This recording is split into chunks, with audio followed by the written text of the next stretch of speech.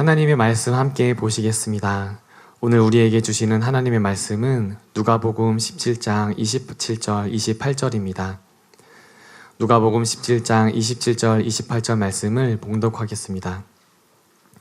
이 말씀을 하실 때 무리 중에서 한 여자가 음성을 높여 이르되 당신을 뵌 태와 당신을 먹인 젖이 복이 있나이다 하니 예수께서 이르시되 오히려 하나님의 말씀을 듣고 지키는 자가 복이 있느니라 하시니라. 아멘. 이제 허대님 목사님께서 나오셔서 하나님의 말씀 그 크나큰 축복에 빠져 보십시오, 이런 제목으로 하나님의 말씀 선포해 주시겠습니다. 네, 여러분 반갑습니다. 네, 4주 만에 뵙게 된 것 같네요. 우리 옆에 계신 분들과 이렇게 인사 나누시면 좋을 것 같습니다. 네, 성도님이 계셔서 참 좋습니다. 네, 저도 여러분과 함께 이렇게 예배를 드리고 말씀을 나눌 수 있게 되어서 참 너무 기쁘고 너무 감사합니다. 네, 오늘 본문 말씀에는 다소 재미있는 장면이 담겨 있습니다. 예수님께서 지금 설교를 하고 계시는데요, 갑자기 어떤 한 사람이 갑자기 일어나서 외친 거예요. 당신을 뵌 태와 당신을 먹인 젖이 복이 있도다. 갑자기 외친 것입니다. 오늘날 말로 의역하자면 당신 부모님이 누군지 모르겠지만 참 자랑스러워 하시겠어요. 당신 부모님은 당신 같은 아들을 두어서 참 복 받으셨습니다. 네, 이 말을 갑자기 설교 중에 한 것입니다. 네, 제가 지금 설교하고 있는데 갑자기 누가 일어서셔가지고 허다리 목사님 부모님 복 받으셨습니다. 이렇게 얘기하는 거 좀 같은 거예요. 예, 조금 갑자기 뜬금없을 수도 있지만 아마 좋은 뜻으로 지금 이 사람이 그렇게 얘기를 한 것 같습니다. 아마 예수님의 말씀에 은혜 받아서 그렇게 그걸 표현한 것 같은데요. 좀 이렇게 재밌게 웃고 넘어갈 수도 있었지만 예수님은 이 기회에 너무나도 중요한 교훈을 하나 덧붙이셨습니다. 아니다. 오히려 하나님의 말씀을 듣고 지키는 자가 복이 있느니라. 지금 회중에 대해서 예수님은 말씀하고 계시는 겁니다. 여러분은 이렇게 귀한 말씀이 전해지게끔 저를 낳으신 어머니에게 복이 있다고 생각하겠지만 사실은 지금 이 말씀을 듣는 여러분에게 복이 있습니다. 이걸 외치고 계시는 거예요. 사랑하는 여러분, 오늘 본문 말씀은 저와 여러분에게 동일하게 하시는 말씀인 줄로 믿으시기 바랍니다. 지금 이 자리에서 말씀 듣고 계신 여러분에게 복이 있다고 예수님 말씀하고 계시는 거예요. 세상에서 뭐 돈 많이 벌고 좋은 차 몰고 좋은 집에 살고 지금 그런 잘 사는 그런 사람들이 복이 있는 게 아니라 지금 주일날에 이 자리에 모여서 하나님의 말씀을 듣는 저와 여러분에게 복이 있다는 것을 여러분 꼭 믿으시기 바랍니다. 오늘 우리가 함께 읽은 예수님의 말씀이 바로 그것을 알려주고 있는 것이에요. 말씀을 듣고 행하는 자에게 얼마나 큰 복이 있는지 지금 그걸 말해주고 있습니다. 제가 이제 다른 불신자 청년들에게 이렇게 복음을 전하고 전도하려고 할 때요, 주님의 은혜로 예수님을 영접하는 경우도 물론 있지만 많은 청년들이 여전히 예수 믿기를 꺼려하는 것을 자주 경험합니다. 그들이 끝까지 예수님을 믿지 않고 교회에 나오는 것을 거부하는 대표적인 이유가 뭔지 아십니까? 기독교는 제약이 너무 많다는 거예요. 많은 젊은 사람들이 이것 때문에 예수 믿는 것을 그렇게 힘들어하는 것 같습니다. 여러분도 그런 생각 혹시 해보신 적 있으십니까? 제가 이렇게 계속 말 나누는 친구들이 다 그런 거예요. 아니, 예수님 믿으면 저는 이것도 못하고 저것도 못하잖아요. 항상 얘기하는 게 그거예요. 나는 이것도 하고 저것도 하고 싶은데 예수님 믿으면 그걸 다 못하잖아요. 그게 크리스찬이잖아요. 성경에서는 나보고 하지 말라는 게 너무 많고 죄를 지으면 안 되는 거고 기도하고 성경 읽고 이렇게 재미없는 거 지루한 것만 계속 시키고 있고 나 기독교인 안 되고 싶다고. 기독교인 되는 거 너무 힘들고 어려운 것 같아서 나 안 할래요. 이렇게 얘기하는 젊은이들이 되게 많은 것 같습니다. 그럴 때마다 저는 너무 안타까웠어요. 그 영혼들이 구원을 받지 못해서 너무 안타까운 것이 제일 컸지만 거기에 더해서 그들이 성경을 너무 오해하고 있어서 크리스천의 삶을 너무 잘못 알고 있어서 그게 참 안타까웠습니다. 하나님의 말씀을 듣고 지키는 것이 우리의 삶에 제약을 걸려고 하는 것이 아니라 오히려 가장 좋은 복을 주기 위한 것인데 그걸 이해하지 못하는 게 전 너무 마음이 아프더라고요. 사랑하는 여러분, 하나님의 말씀은 때로는 어렵고 때로는 힘들 수도 있습니다. 또 우리는 말씀을 듣는 것에서만 그치는 게 아니라 삶 가운데 실천해야 되기 때문에 이 일이 결코 쉽지 않은 것 맞습니다. 하지만 우리가 그렇게만 한다면, 우리가 하나님의 말씀을 듣고 지킬 수만 있다면 우리에게 기다리는 엄청난 복들이 있다고 지금 성경 말씀을 말하고 있는 것이에요. 오늘 하나님의 이 말씀을 듣고 지키는 것이 얼마나 큰 복인지, 우리가 이 복을 얼마나 자유롭게 누릴 수 있는지, 그 복에 빠져드시는 그런 저와 여러분들이 되시기를 예수님의 이름으로 축복합니다. 우리 첫 번째 대지 다 같이 따라해 주시기 바랍니다. 말씀을 듣고 지킴으로써 받는 물질적인 축복. 여러분, 성경은 우리가 하나님의 말씀을 듣고 그 말씀을 따르고 그 말씀대로 살면 하나님은 우리에게 물질적인 복을 주신다고 말하고 있습니다. 신명기 11장 13절에서 15절 말씀입니다. 내가 오늘 너희에게 명하는 내 명령을 너희가 만일 청종하고 너희의 하나님 여호와를 사랑하여 마음을 다하고 뜻을 다하여 섬기면 여호와께서 너희의 땅에 이른 비, 늦은 비를 적당한 때에 내리시리니 너희가 곡식과 포도주와 기름을 얻을 것이요 또 가축을 위하여 들에 풀이 나게 하시리니 내가 먹고 배부를 것이라. 여기서 적당한 때에 비를 내리시고 곡식과 포도주와 기름을 얻는다는 이 약속은 오늘날 우리에게는 별 감흥이 없는 약속처럼 들릴 수도 있습니다. 하지만 그 당시 이 글을 읽는 사람들에게는 이거야말로 엄청난 축복이었어요. 왜냐하면 그 당시에는 농업 사회였기 때문에 비가 제때 내리고 곡식이 풍성하고 가축이 건강한 것만큼 더 큰 물질적인 축복이 없었기 때문입니다. 그게 바로 오늘날의 부였던 거예요. 즉, 이 본문을 오늘날 사회에 적용을 시켜보자면 이 신명기 말씀을요, 그러면 이렇게 얘기할 수 있는 것이에요. 너희가 내 명령을 잘 듣고 따른다면, 이게 조건입니다. 잘 듣고 따른다면 내가 너희 가정에게 축복을 내릴 것이고 직장도 잘 얻고 먹을 것도 풍부하고 재정도 여유 있게 될 것이다. 이런 뜻입니다. 여러분, 놀랍지 않습니까? 하나님의 말씀에 이런 약속들이 지금 담겨 있다는 것이에요. 그래서 그런지 많은 크리스천들이 기복신앙이라는 잘못된 신앙에 빠지기도 합니다. 마치 신앙의 전부가 예수님 믿고 복 받는 것인 것처럼 이제 그렇게 생각하는 사람들도 있어요. 사랑하는 여러분, 그건 잘못된 신앙인 줄로 믿으시기 바랍니다. 우리가 예수님 믿는 것은 단지 복 받으려고, 돈 잘 벌려고, 사업 번창하고 자녀들이 잘 되기 위해서 그래서 믿는 것 아니에요. 그것이 우리의 신앙의 주된 목표가 된다면 우리의 초점은 잘못된 것에 맞춰진 것이고 우리는 기필코 이 약속의 주인공도 구원의 주인공도 될 수 없게 되는 것입니다. 신앙의 초점은 언제나 예수님을 임금과 구주로 영접해서 나의 삶의 왕 되신 그 예수님의 뜻에 맞게 사는 것, 죄를 회개하고 이제는 하나님의 백성답게 거룩한 삶을 살아서 천국으로 들어가는 것이, 그게 우리의 초점이 되어야 될 줄로 여러분 꼭 믿으시기 바랍니다. 하지만 기복신앙이 잘못됐다고 해서 하나님께서 사랑하는 자녀들에게 축복을 주는 것이 잘못됐다고 얘기하는 것은 아니에요. 그것도 틀린 것입니다. 우리가 이걸 조심해야 될 필요가 있습니다. 우리의 초점이 그 축복에 맞춰져서는 안 되지만 그래도 선하신 아버지께서는 아버지의 뜻대로 잘 사는 자녀들에게, 그 말씀대로 잘 지키고 사는 그 하나님의 백성들에게는 좋은 것을 주고자 하신다는 겁니다. 이것 또한 성경적인 진리라는 것이에요. 그게 신명기에 고스란히 담겨있는 하나님의 말씀이자 진리인 줄로 여러분 믿으시기 바랍니다.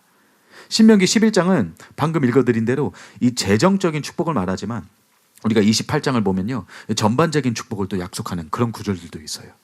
신명기 28장 1절에서 8절 말씀입니다. 좀 길지만 되게 은혜스럽거든요. 여러분 잘 들으시기 바랍니다. 이 축복이 내 축복이 될 수 있다라는 믿음을 가지고, 그 사모함을 가지고 한번 잘 들어보시기 바랍니다.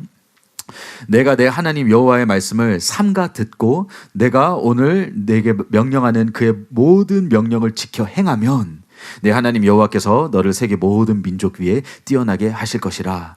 내가 내 하나님 여호와의 말씀을 청종하면 이 모든 복이 내게 임하며 내게 이르르니 성읍에서도 복을 받고 들에서도 복을 받을 것이며 내 몸의 자녀와 내 토지의 소산과 내 짐승의 새끼와 소와 양의 새끼가 복을 받을 것이며 내 광주리와 떡 반죽 그릇이 복을 받을 것이며 내가 들어와도 복을 받고 나가도 복을 받을 것이니라. 여호와께서 너를 대적하기 위해 일어난 적군들을 내 앞에서 패하게 하시리라. 그들이 한 길로 너를 치러 들어왔으나 내 앞에서 7길로 도망하리라. 여호와께서 명령하사 내 창고와 내 손으로 하는 모든 일에 복을 내리시고 내 하나님 여호와께서 내게 주시는 땅에서 내게 복을 주실 것이며. 여러분 아멘이십니까? 그냥 한마디로 복된 인생을 살게 된다는 것이에요. 이 엄청난 축복, 엄청난 약속이 우리 믿는 자들을 기다리고 있다는 것입니다. 하는 모든 일 가운데 하나님의 섭리와 호의와 복이 지금 임한다는 것이에요. 나를 대적하는 적들은 물러가게 된다고 있습니다. 한 길로 오고 7길로 흩어져서 도망가는 것이에요. 엄청난 승리를 지금 말하고 있는 것입니다. 여러분, 이게 지금 얼마나 놀라운 축복인지 보이십니까? 그런데 이 엄청난 축복이 여러분 우리에게 언제 주어지나요? 신명기 28장 1절에 나와 있죠. 내가 내 하나님 여호와의 말씀을 삼가 듣고 내가 오늘 내게 명령하는 그의 모든 명령을 지켜 행하면. 오늘 본문하고 정확히 일치하는 부분입니다. 하나님의 말씀을 듣고 지키는 자, 그 자에게 복이 있다는 것입니다. 주의 말씀대로 살 때 우리에게 이 복이 임한다는 것입니다. 여러분, 그냥 임하는 것 아니에요. 그냥 교회 나온다고, 그냥 크리스찬이라고 고백한다고 그래서 우리가 복 받는 거 절대로 아닙니다. 그 명령대로, 그 말씀대로 지켜 행하면. 이거 원어 문법상 이걸 우리가 조건절이라고 부릅니다. 저절로 이루어지는 약속이 아니라 이 조건을 충족시켜야만 이루어지는 것인데, 그 조건이 바로 하나님의 말씀대로 사는 것입니다. 사랑하는 여러분, 하나님의 말씀을 듣는 것이 왜 이렇게 큰 복인지 이제 아시겠습니까? 우리 사랑하는 교회 성도님들이 왜 그렇게 맨날 말씀하고, 그렇죠? 틈만 나면 성경책 읽고, 틈만 나면 설교 듣고, 또 주일 예배만 다 드리는 게 아니죠. 주중에도 계속 나와서 또 말씀 듣고, 교회 못 나오면 집에서 유튜브 들어가지고 말씀 또 듣고 또 듣고. 왜 그렇게 사시는지 아시겠습니까? 그게 너무나도 큰 축복이기 때문이에요. 그 말씀 가운데 사는 게, 그 말씀을 듣고 사는 게, 내 삶에 하나님의 말씀으로 적셔가지고 사는 것이 얼마나 큰 축복인지 우리 사랑하는 성도님들은 전부 다 아시기 때문입니다. 우리가 말씀을 읽고 그 말씀을 듣고 그 말씀대로 행하며 살면 우리에게 이런 축복들이 기다리고 있기 때문입니다. 자, 그런데 여기서 방금 읽어드린 이 모든 약속들은 구약에 나오는 약속입니다. 구약의 하나님 아버지가 신약에서도 물론 똑같이 우리를 사랑하시기 때문에 이 원리가 전혀 변한 게 아닙니다. 변한 것이 아니지만 그래도 어쨌든 이게 옛 언약과 묶여 있다고 생각하실 수도 있기 때문에 옛 언약이 폐해지면서 이런 약속도 폐해진 것이 아닌가 이렇게 생각하시는 분들을 위해서 신약 성경 한 구절을 읽어드리겠습니다. 마태복음 5장에 나오는 하나님의 구약의 율법을 더 온전케 드러낸 그리스도의 율법의 대표 구절, 그렇죠? 팔복 중에 한 구절만 읽어드리겠습니다. 마태복음 5장 5절입니다.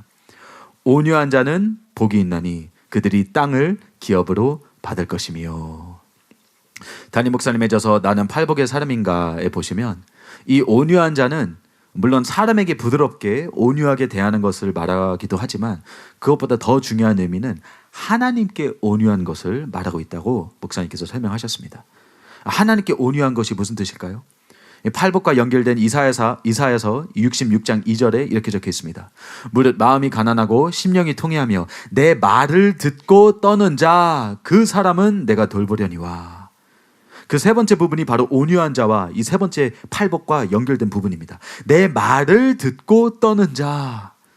즉 하나님께서 우리가 하나님께 온유하다는 것은 하나님의 말씀을 듣고 떨고 그 말씀대로 행하며 사는 사람을 지금 말하고 있는 것이에요. 시편 25편 9절에 이렇게 써 있습니다.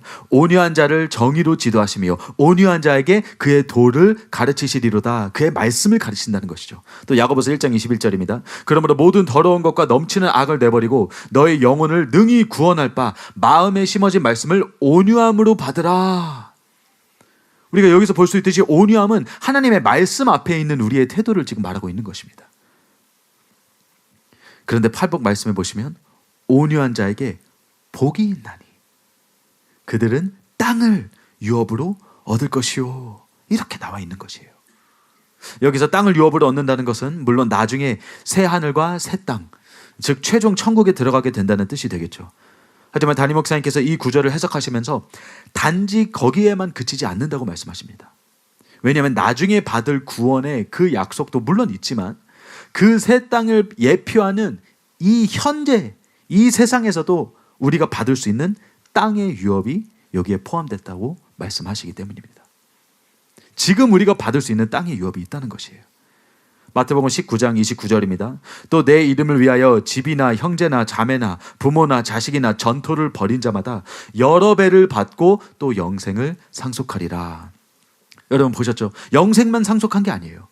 우리가 이걸 다 버리고 하나님의 뜻대로 살고 말씀 지키고 살면 이 땅에서는 고생하고 나중에 천국에서만 우리의 상급이 기다리고 있다. 그렇게 말씀하고 있지 않습니다. 뭐예요? 배로나 다시 받을 것이다. 이 땅에서도 우리가 축복을 받을 수 있다는 것입니다. 이 땅에서도 우리를 기다리고 있는 물질적인 복이 있다는 것이에요. 사랑하는 여러분, 기복신앙이 잘못됐다고 해서 우리에게 복 주기를 원하시는 아버지의 마음까지 잘못됐다고 말하는 것은 성경을 너무나도 모르는 사람들이 하는 소리입니다.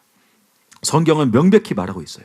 아버지의 뜻대로 행하는 자들에게는 하나님의 말씀을 듣고 그 말씀을 지키며 행하는 자들에게는 복이 있다고 말하고 있습니다. 여러분 이걸 믿으십니까? 꼭 믿으시기 바랍니다. 저도 제 삶에서 좀 작은 차원이지만 이걸 계속해서 지금 경험하고 있습니다. 저는 하나님의 은혜로 좋은 대학교를 나와서 세상적으로 좋은 직장을 얻고 아주 편하게 잘 먹고 잘 살 수 있었습니다. 그런데 하나님께서 주의 종의 길로 부르셔서 이제 그런 물질적으로 편안한 삶을 내려놓고 상대적으로 많은 사람들이 보기에 더 궁핍할 수밖에 없는 목사의 길을 걷기 시작했어요. 사람들이 많이 물어봐요. 이렇게 하버드 간 거에 대해서 부모님이 어떻게 생각하냐고. 그래서 부모님 너무 좋아하신다고, 너무 좋아하셨다고. 하버드를 버리고 목사 된 거는 그럼 어떻게 생각하시냐고. 그렇게 많이들 묻습니다. 이렇게 걱정을 해주시더라고요. 사람들이 보기에는 다 버리고 더 어려운 길을 택한 것처럼 보일 겁니다. 그런데 여러분 전혀 그렇지 않습니다. 제 삶의 간증으로 제가 증명드릴게요. 제가 하나님의 말씀을 너무 사랑하고 그 말씀대로 살려고 몸부림을 쳤습니다. 사랑하는 교회 담임 목사님의 진리의 말씀을 꾸준히 들으면서 그 말씀을 또 그냥 들은 게 아니라 내 삶에 실천시키려고 몸부림을 쳤습니다. 근데 그랬더니 어느 날 제가 그렇게 포기하고 내려놓았던 것들을 하나둘씩 하나님께서 저에게 다시 부어주기 시작하셨어요. 성경 말씀대로 제가 집을 포기하고 그 모든 그런 미래의 안전을 포기하니까 하나님께서 저의 미래와 집을 마련해 주셨습니다. 이거는 그냥 비유적인 표현이 아니라 실제로 집을 마련해 주셨어요. 제 형편으로 전혀 구매할 수 없는 집을 가족과 같이 매매할 수 있게 되었습니다. 매입할 수 있게 됐어요. 그것도 뉴욕에서. 이거는 진짜 기적이거든요. 진짜 도저히 가능하지 않은 것을 하나님께서 상황적으로 다 이렇게 만지셔가지고 진짜 집을 그냥 주셨습니다. 또 어느 날 제가 이제 타던 차가 이제 고장이 났어요. 고장이 아니라 어떤 부품이 도난당했습니다. 뉴욕은 이런 일도 좀 있습니다. 한국에 살기 좋습니다. 좀 이렇게 오래된 차였는데요. 한 17년 된 차였는데 오래됐어요. 한 30만 킬로 탔습니다. 근데 이제 어느 날 뉴욕에서 이제 그 부품 값이 좀 나가는 이제 금속이 거기에 들어있더라고요. 그래서 도둑이 딱 그 부분만 이렇게 잘라가는 거예요. 그런 이제 도난 사고가 되게 흔하게 일어난다고 합니다. 뉴욕에서는. 그래서 이제 그 부분을 딱 잘라갔는데 이제 이쁘게 잘라갔으면 그 부품만 새로 교체하면 됐거든요. 근데 이제 난도질을 하고 잘라간 거예요. 그래서 이제 그 부분을 수리하기 위해서는 차값보다 수리비가 더 들어가지고 결국 폐차하게 됐습니다.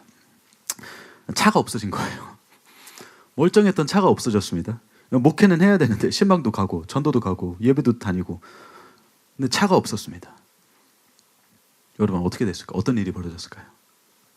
하나님께서 기적적으로 차를 보내주셨습니다.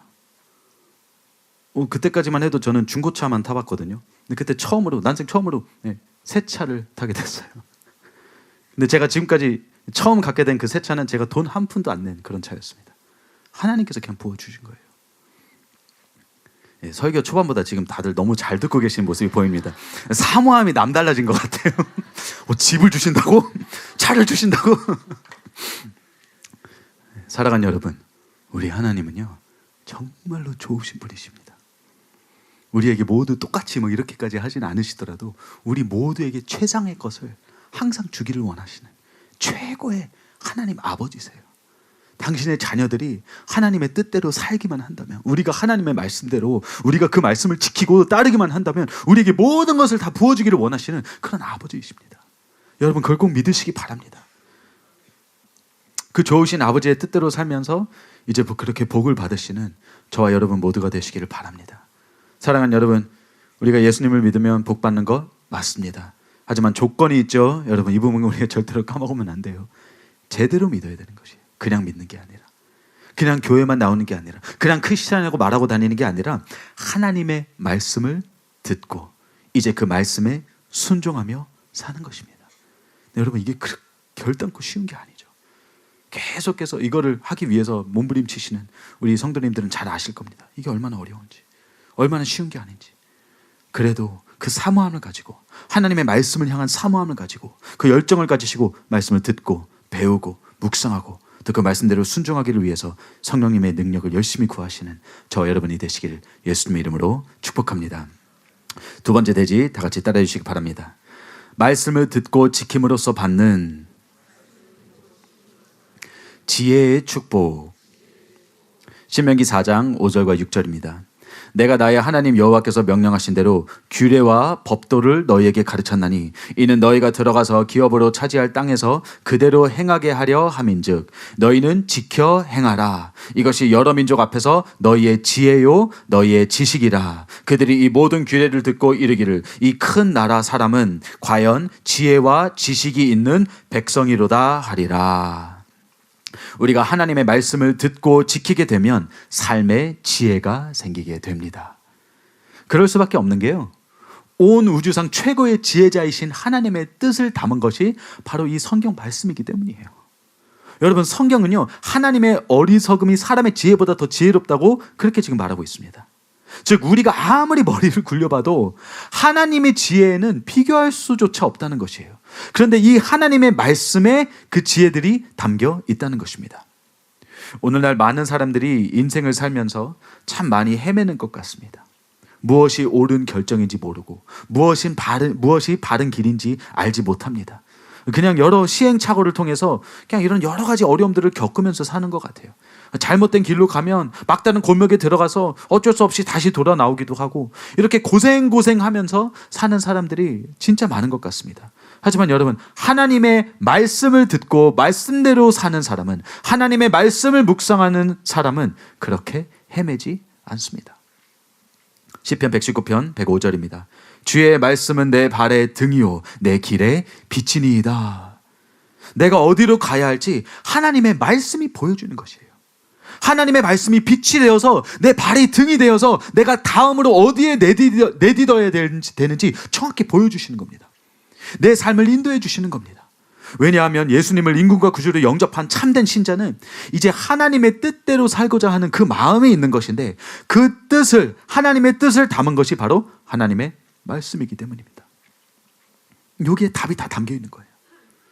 우리가 성경을 정경이라고 부르기도 합니다.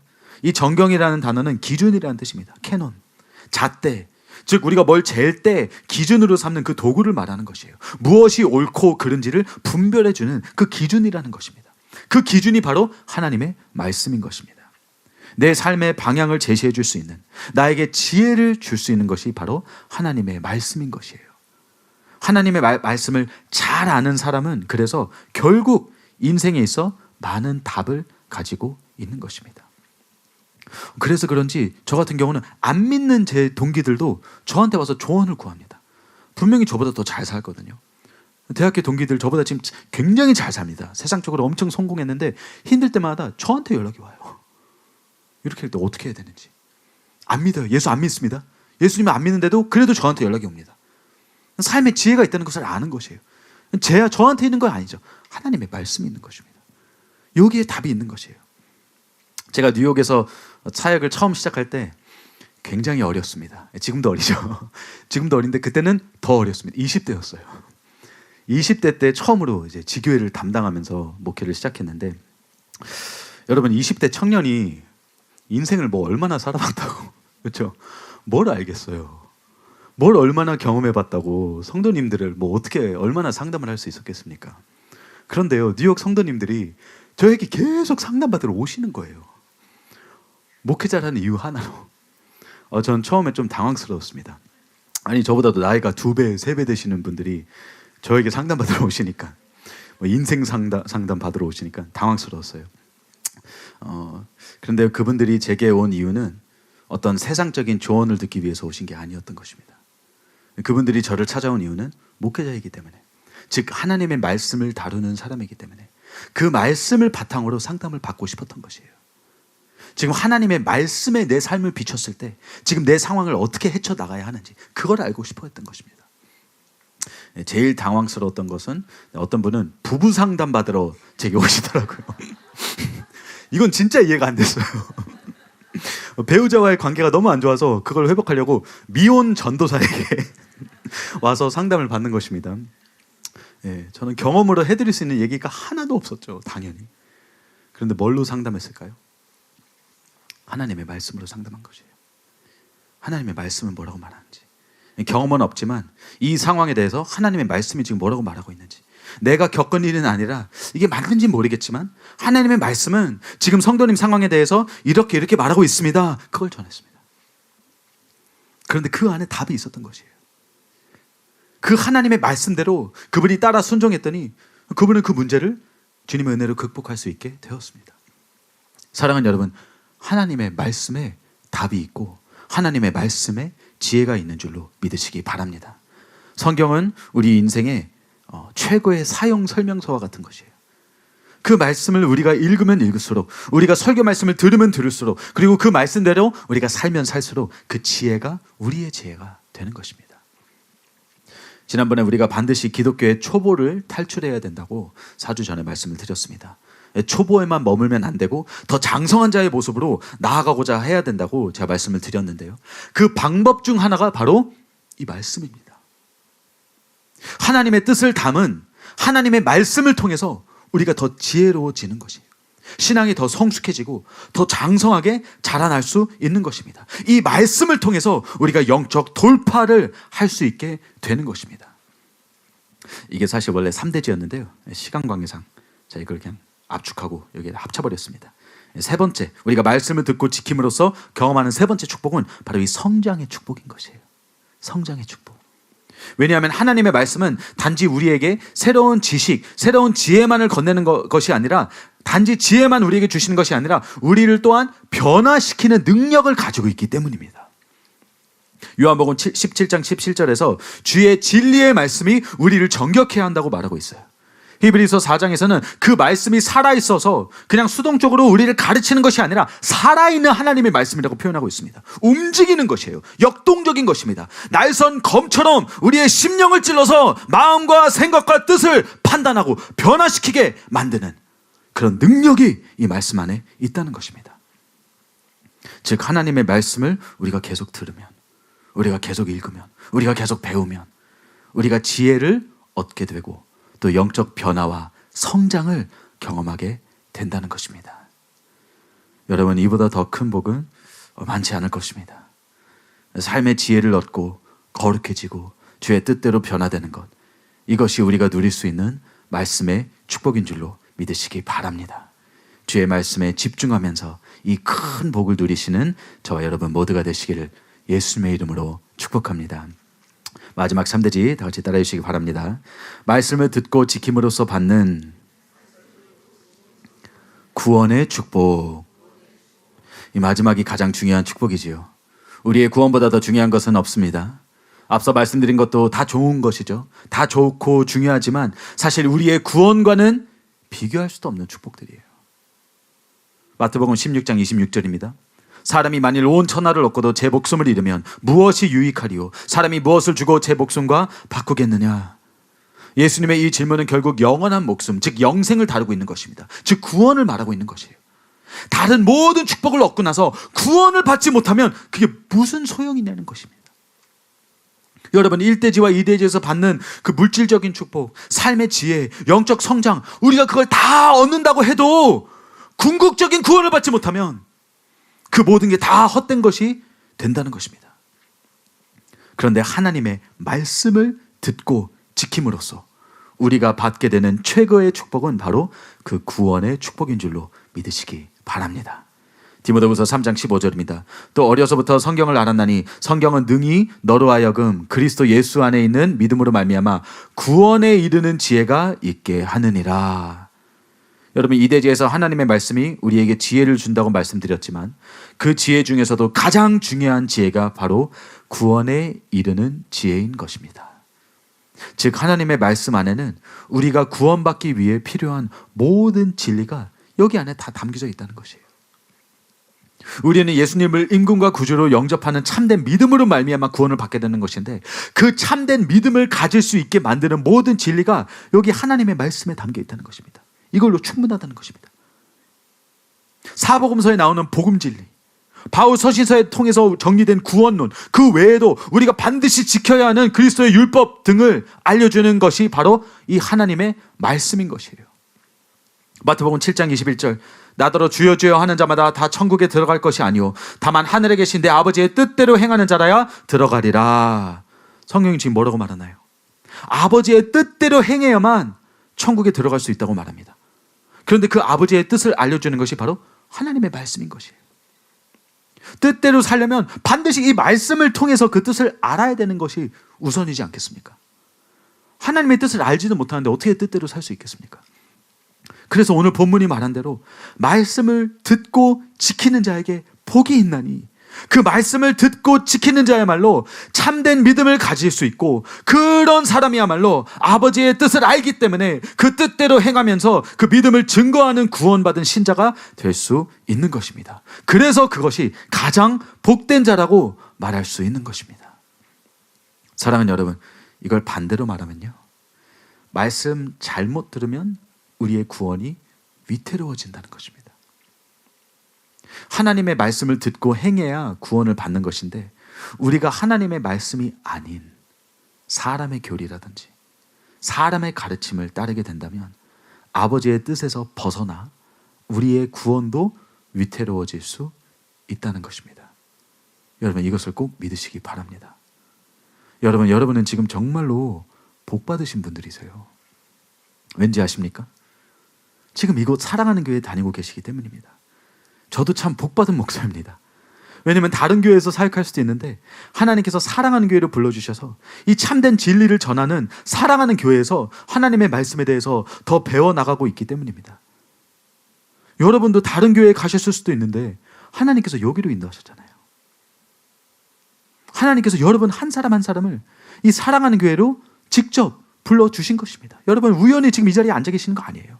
하나님께서 불러주시고 여러분께서 거기에 응하셔서 지금 이 자리에 와 계신 것입니다. 여러 시험을 통해서, 여러 어려움을 통해서 여러분은 지금 끝까지 지금 이 자리를 지키고 계시잖아요. 하나님의 섭리고 하나님의 은혜입니다. 여러분에게 최고의 복을 주기 위한 이게 얼마나 큰 은혜인지 여러분 꼭 아시기 바랍니다. 왜냐하면 성경을 잘못 이해해서 잘못된 교리를 가르치는 그런 교회들이 오늘날 너무나도 많기 때문이에요. 그런데 이건 오늘날만의 문제가 아니라 사실 예수님 당시에도 이런 문제들이 있었습니다. 마가복음 7장 8절에 예수님께서 이렇게 말씀하십니다. 너희가 하나님의 계명은 버리고 사람의 전통을 지키느니라. 예수님 당시에도 하나님의 말씀을 잘 따른다고 생각했던 바리새인과 서기관들이 있었는데 그들은 스스로를 속이고 있었던 것이에요. 사실은 하나님의 말씀이 아니라 그 하나님의 말씀을 완전히 모르고 있었던 거예요. 자기는 잘 안다고 생각했는데 하나님의 말씀을 왜곡돼서 사람의 전통을 가지고 그게 말씀이라고 믿고 그걸 따르고 살았던 것입니다. 그런데 그 동일한 문제가 오늘날 교회 안에서도 지금 계속 벌어지고 있는 것이에요. 여러분 다른 교회에 가면 우리 교회와 좀 다르게 가르치는 경우를 아마 여러분도 많이 목격하셨을 것입니다. 그렇죠? 한 번 믿으면 영원한 구원이라고. 그렇죠? 한 번 구원은 영원한 구원. 그렇게 가르치는 교회들이 한국에는 대다수입니다. 미국에도 너무 많아요. 그러니까 이제 교회 나오니까 여러분 이제 안전하다고. 여러분 이제 크리스찬이니까 기독교인이니까 걱정 말라고. 하나님의 은혜가 여러분을 덮습니다. 여러분 하나님 무조건 하나님께서 행하신 선한 일 무조건 끝내실 거라고. 여러분 무조건 천국에 데려가실 거라고. 걱정하지 말라고. 그런 말씀 전합니다. 성도들은 그 말씀 들으면 막 좋아해요. 그렇죠? 안위가 되니까, 위로가 되니까. 아니면 오직 믿음이 진리라고 가르치는 교회들도 많습니다. 우리에게 필요한 것은 오직 믿음이다. 그냥 예수님을 믿기만 하면 구원받는다. 얼마나 감사한 은혜냐. 이런 말씀을 전하는 것이에요.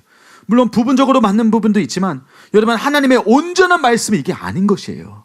사람의 계명이 지금 여기에 섞인 것입니다. 우리 듣기 좋은, 듣기 편한, 우리가 들으면 아 그렇구나 하고 받아들일 수 있는, 잘 수용할 수 있는 사람의 계명이 거기에 기묘하게 섞인 것입니다. 여러분 우리가 하나님의 말씀을 있는 그대로 보면 그게 얼마나 잘못된 것인지 우리 눈에도 보이게 될 것입니다. 여러분 성경은요 오직 믿음이라고 말하고 있지 않고요 회개하고 믿으라고 예수님께서 직접 몇 번이나 말씀하시는지 모르겠어요. 계속해서 그걸 강조하시는데 왜 그 회개하라는 말을 강조하지 않는지 모르겠습니다. 한 번 구원받으면 영원히 구원받는 것이 아니라 구원받은 사람도 죄 가운데 살면 그 구원을 잃어버릴 수 있다고 성경은 지금 그렇게 말하고 있어요. 그런데 여러분, 우리가 이 참된 진리를 모르고 산다면 그럼 우리의 미래는 어떻게 될까요? 우리가 이런 참된 진리를 안 듣고 있다면, 그걸 못 듣고 있다면 여러분, 우리는 그럼 어떻게 되나요? 죽고 나면 우리는 어디로 갈까요? 안타깝지만 지옥으로 갈 수밖에 없는 것입니다. 하나님의 말씀이 진리이기 때문에 하나님의 뜻대로 살지 않으면 우리는 결코 천국에 들어갈 수 없는 것이에요. 주님, 저 몰랐습니다, 못 들었습니다, 이게 핑계가 안 되는 것입니다. 여러분, 그래서요, 지금 다른 교회에 있는 전도가 필요한 사람들이 너무나도 많은 것입니다. 사실 우리가 무작정 성도들 빼와야 된다는 것이 아니라, 수평이동이 답이라는 것이 아니라, 지금 잘못된 진리, 잘못된 거짓 진리 밑에서 지옥으로 향해 가고 있는 교인들이, 신자들이 너무 많다는 것을 여러분들 꼭 인지하셨으면 좋겠습니다. 하나님의 말씀을 알아야 그 뜻대로 살 수 있는데 그 말씀을 모르는 거예요. 관심부터가 없고, 관심 있어도 잘못된 가르침 때문에 지금 그 길이 탈선된 것입니다. 여러분, 그 사람들이 너무나도 많습니다. 아프리카에도 너무 많아요. 지금 진성호 목사님께서 아프리카에서 하시는 일이 지금 바로 그것입니다. 담임 목사님의 진리의 말씀을 가지고, 이 엄청난 진리의 이 기준을 가지고 목회자 세미나를 지금 그걸 가지고 하고 계시는 거예요. 지난주에 탄자니아 생게레마에서도 목회자 세미나가 있었습니다. 1,400명이 넘는, 어마어마한 수죠. 1,400명이 넘는 성도가 아니라 목회자들이 모였습니다. 여러분, 그 1,400명이 넘는 목회자들이 모여서 이 담임 목사님의 진리의 말씀을 듣는데요, 이 피드백이 항상 똑같아요. 이거 나 처음 듣는다. 저 이런 말씀 처음 듣습니다. 끝나고 와서 목사님들이 이렇게 간증 나누는 시간이 있거든요. 그때 오셔가지고 항상 하는 말씀이 그거예요. 저 이거 처음 들어요. 이게 진리군요. 저 몰랐어요. 여태까지 선교사들이 미국에서, 유럽에서 와서 선교사들이 와서 가르친 내용 이거 아니었어요. 그냥 믿기만 하면 된다, 축복받는다. 기복신앙이 아프리카에 얼마나 많이 퍼져 있는지 모르겠습니다. 이렇게만 하면 된다는 것이었어요. 이분들이 회개해야 된다고, 하나님의 뜻대로 살아야 된다는 참된 복음 말씀을 처음 듣는 것입니다. 하나님의 말씀을, 하나님의 뜻을 처음 배우게 되면서 다들 고백하는 게 이거예요. 저 이거 안 들었으면 저 지옥 가는 거였다고. 너무 감사하다고. 사랑하는 교회에 오셔서 너무너무 감사합니다. 저 이 말씀 안 들었으면 저도 지옥 가고 제가 인도하는 교인들 다 지옥 갈 뻔했습니다. 소경이 소경을 인도해서 우리 다 구렁텅이에 빠질 뻔했습니다. 그걸 하나같이 다 고백합니다. 몰랐다고, 알려주셔서 감사하다고. 사랑하는 여러분, 하나님의 뜻을 알아야 우리가 이 뜻대로 살 수 있는 것입니다. 하나님의 뜻이 무엇인지 알지 못하는 사람이 그 뜻대로 어떻게 살고 있겠습니까? 시험 공부를 하지 않는 학생이 문제를 제대로 맞출 수 없는 것처럼 하나님의 말씀을 읽어보지도 들어보지도 못한 사람들은 아무리 심성이 좋고 아무리 착해도 하나님의 기준대로 살지 못하는 것이에요. 모르니까요. 그래서 진리의 말씀을 제대로 아는 것이 너무나도 중요한 것입니다. 그래서 사람의 교리가 아니라 하나님의 말씀을 있는 그대로 전하는 교회를 다니는 것이 너무나도 중요한 것이에요. 그래서 아프리카의 그 수천 명의 목사님들이 세미나 끝날 때마다 이런 말씀을 하신 거예요. 사랑하는 여러분, 여러분은 참된 진리의 말씀이 선포되고 있는 사랑하는 교회에 다니고 있음에 꼭 감사하시기 바랍니다. 저는 정말로 감사하고 있어요. 여러분, 우리만 감사하지 말고 여러분이 이제는 그 사명감을 가지고 더 많은 영혼들을 이곳으로 데려오시기 바랍니다.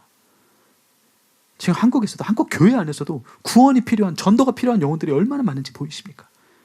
이곳에 와서 참된 진리의 말씀을 듣고 회개하고 깨지고 참된 구원의 길을 걸어야 되는 사람들이 얼마나 많은지 여러분 보이십니까? 여러분 꼭 그 마음을 가지고 전도하시기 바랍니다. 사랑하는 여러분, 진리의 말씀의 중요성을 절대로 잊지 마시기 바랍니다.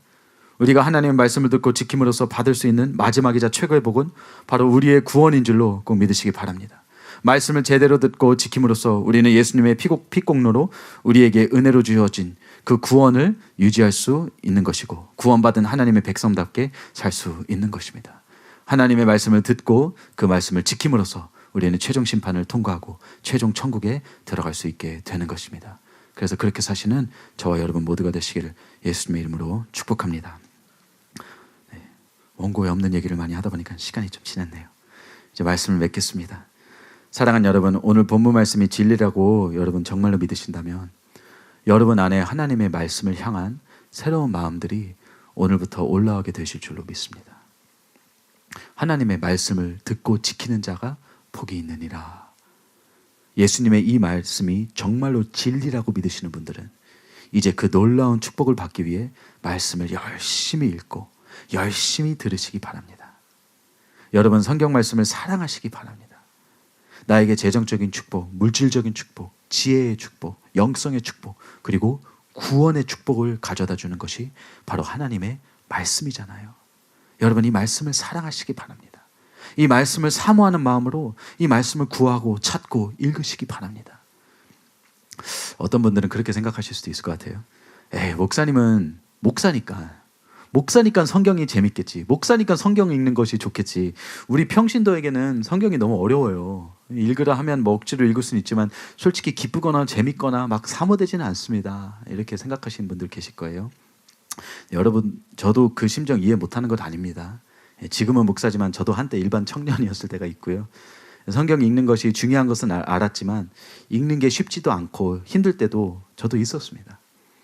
제가 예전에 이제 마음 먹고 하루에 100장씩 성경을 읽을 때가 있었어요.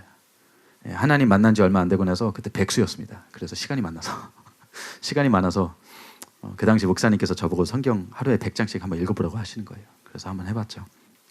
근데 그때 이렇게 쑥쑥 읽혀지는 부분도 물론 있었지만 진짜 지루하고 힘들고 재미없는 부분도 있더라고요.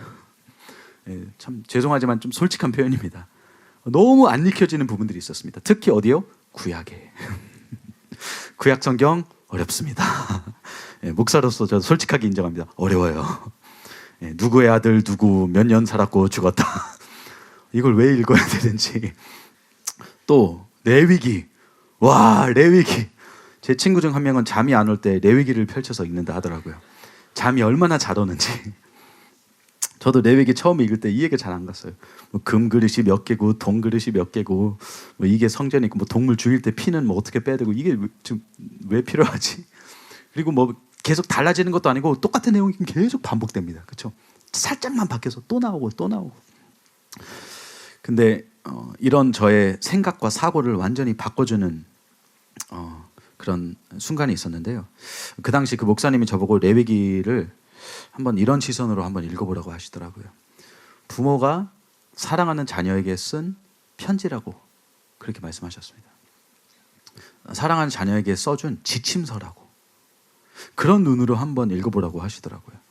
저도 어렸을 때 이제 부모님이 이제 저와 동생들을 이제 집에 혼자 어느 정도 이제 나이가 됐을 때 집에 이제 혼자 두시고 뭐 이제 교회 가시든지 사역하러 가실 때 이제 집에서 뭘 어떻게 해야 되는지 빼곡히 적어주셨습니다.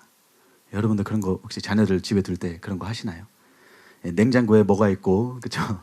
밥은 언제 몇 시에 어떻게 꺼내 먹고 몇 분 돌려야 되는지 전자레인지, 동생들 간식 챙겨주고 다 한 다음에 싱크대에 빈 그릇 가가지고 물 꼭 부어야 된다. 안 그러면 밥을 굽는다. 뭐 이런 얘기하면서, 그렇죠? 자세한 지침을 다 써주셨습니다. 어린 시절에는 그런 게 그냥 잔소리로 느껴질 수도 있지만 부모가 되신 분들은 잘 아실 거예요. 그 종이를 빼곡히 채웠다는 것은 결국 뭔가요? 자녀를 향한 사랑이잖아요.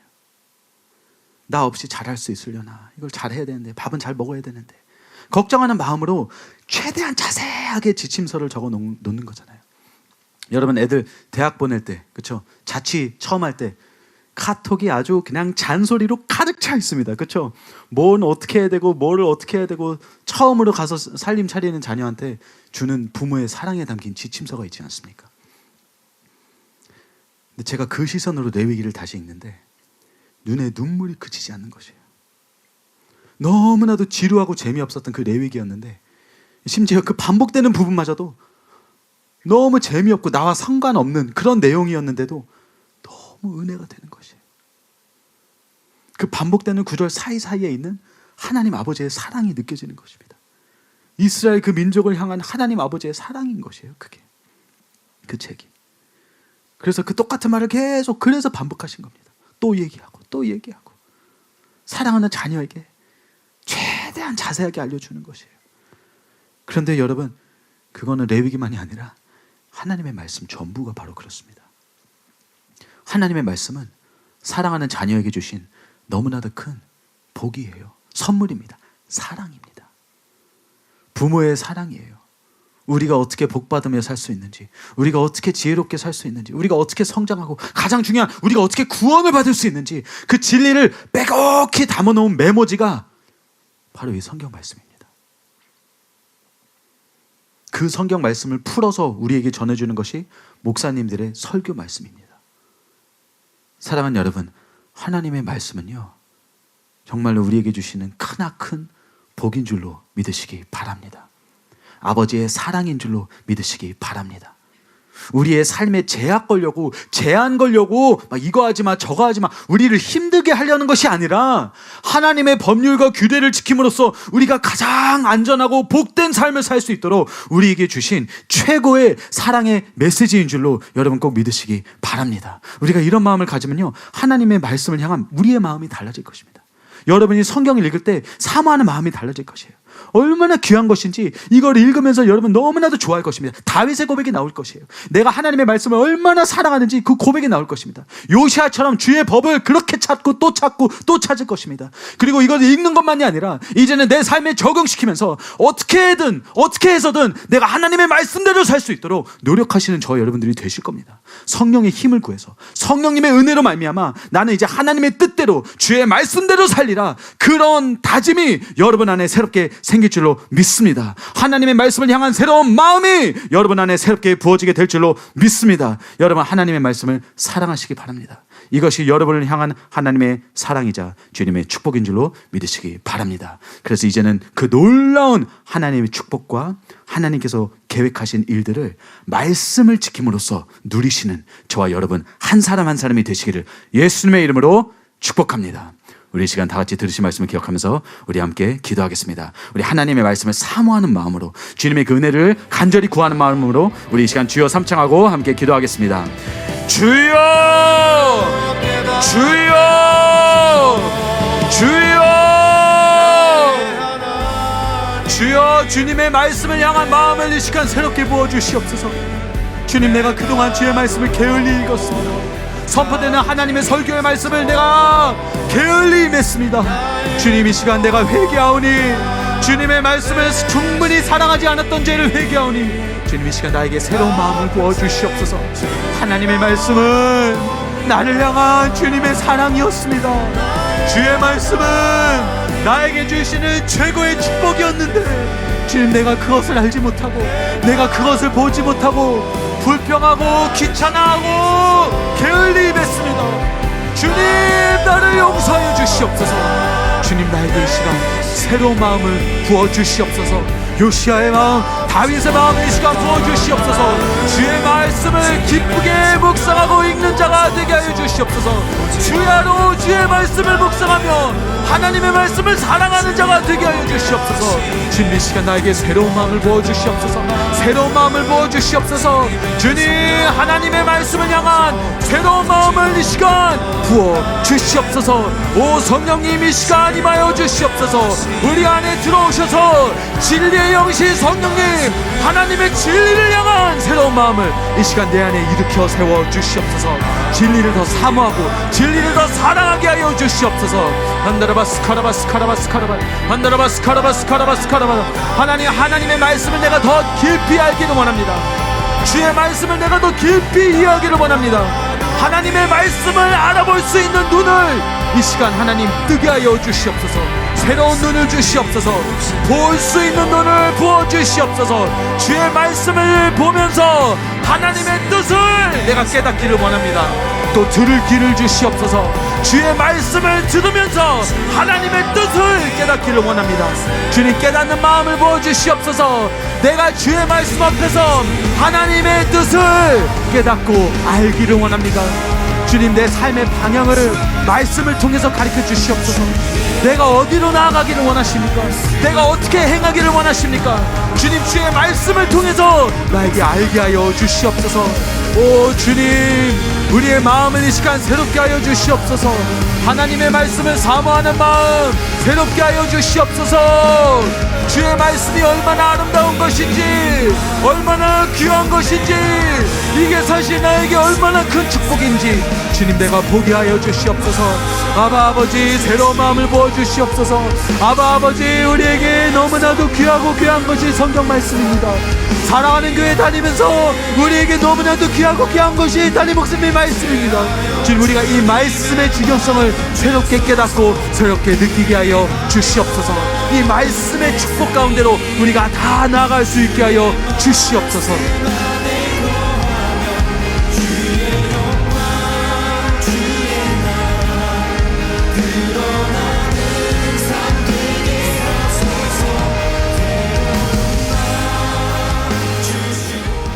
존귀하신 예수님의 이름으로 기도드립니다.